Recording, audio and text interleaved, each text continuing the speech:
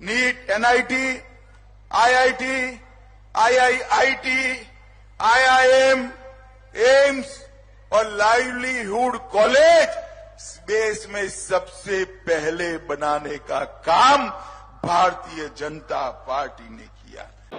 Bharatiya Janata party के पूर्व राष्ट्रीय अध्यक्ष और भाजपा के चाणक्य केंद्रीय गृह मंत्री माननीय अमित शाह का इतना बड़ा झूठ, जी हाँ, इस झूठ को देखकर सुनकर तो शायद देश भी चौंक जाएगा।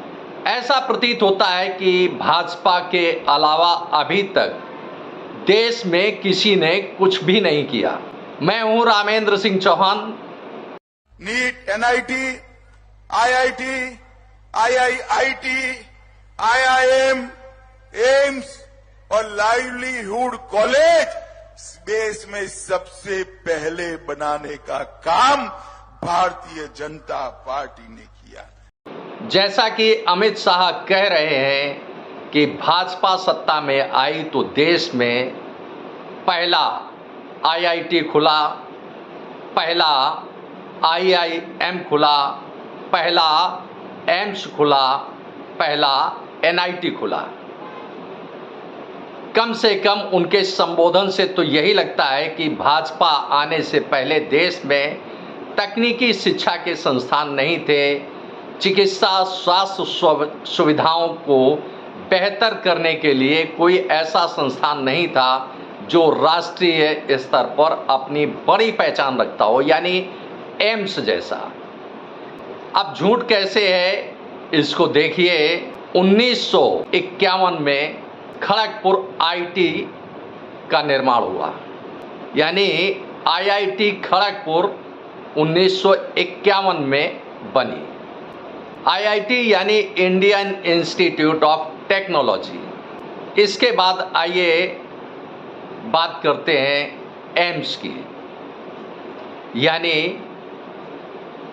All India institute of medical science. All India institute of medical science नई दिल्ली, यह 1956 में बना।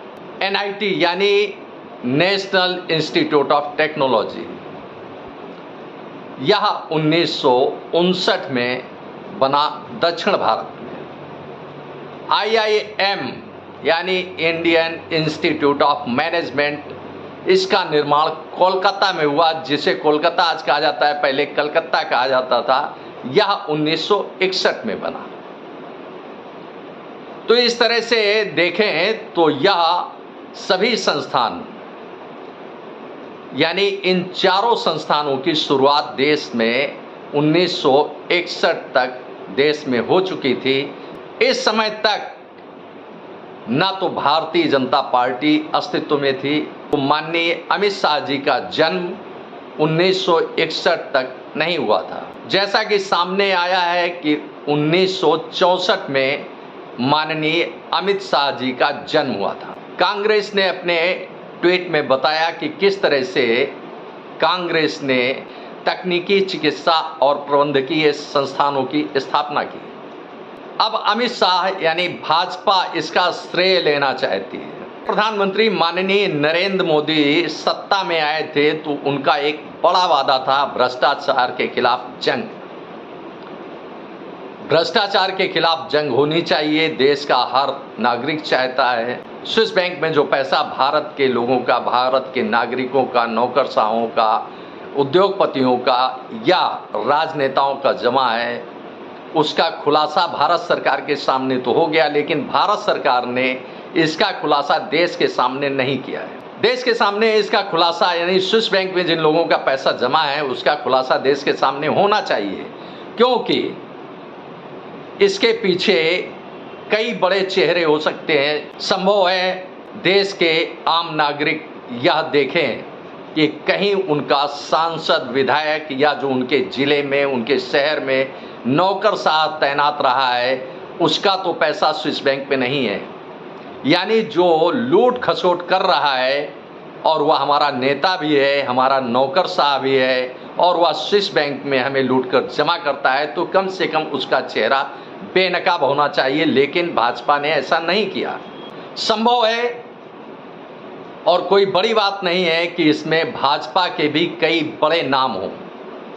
शायद इसीलिए भारत सरकार ने इसे अभी तक सार्वजनिक नहीं किया है, क्योंकि सत्ता में भाजपा है और भाजपा के कई बड़े नेता इसमें सामने आ सकते हैं, जिससे भाजपा में सिर फुटबॉल की नौबत आ सकती है, आंतरिक विरोध हो सकता है, विद्रोह हो सकता है।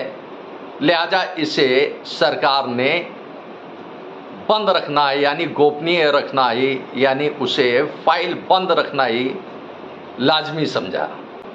आपने इस वीडियो को देखा, आपको यह वीडियो कैसा लगा कमेंट बॉक्स में हमें अवश्य बताएं। वीडियो को शेयर करें। यदि आप हमारे चैनल पर नए हैं तो हमारे चैनल को सब्सक्राइब करें, जिससे हमारे आने वाले वीडियो, आने वाले नोटिफिकेशन आपको मिल सके। दोस्तों, वीडियो को लाइक करना ना भूलें। आप लाइक करते हैं तो हमारा प्रोत्साहन होता है, हमारा मोटिवेशन होता है। आपने वीडियो को देखा, आपका बहुत बहुत धन्यवाद। Thank you. जय हिंद, जय भारत।